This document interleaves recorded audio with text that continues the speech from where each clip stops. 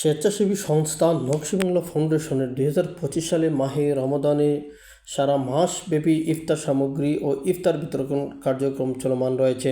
সমাজের অবহেলিত সুবিধাবঞ্চিত নিম্ন আয়ের এই মানুষের মধ্যে চলমান এসব কার্যক্রমে সিলেট নগরীর 13 কুশিঘাট সহ বিভিন্ন এলাকায় এসব নিম্ন আয়ের মানুষের মধ্যে খাদ্য সামগ্রী বিতরণ করেন নকশিবাংলা ফাউন্ডেশনের বিভিন্ন শ্রেণী পেশার কর্মকর্তা কর্মচারী বৃন্দ।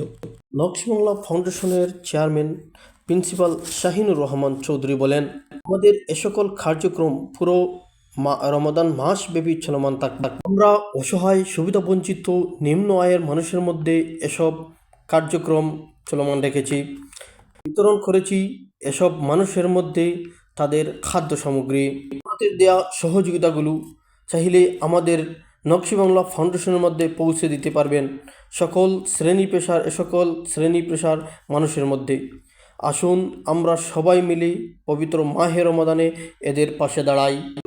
কার্যক্রমে আরও উপস্থিত ছিলেন নকশিবাংলা ফাউন্ডেশনের জেনারেল সেক্রেটারি মাজহারুল ইসলাম জয়নাল, প্রচার দপ্তর সম্পাদক সাংবাদিক মোহাম্মদ হাবিবুর রহমান, সিনিয়র সদস্য সৈয়দ মহিবুর রহমান মিসলু, শুভাকাঙ্ক্ষী মাওলানা গুলজার আহমদ, নাহিদ আহমদ রাজু, সৈয়দ মানহার রহমান, মাহফুজুর রহমান তালহা প্রমুখ।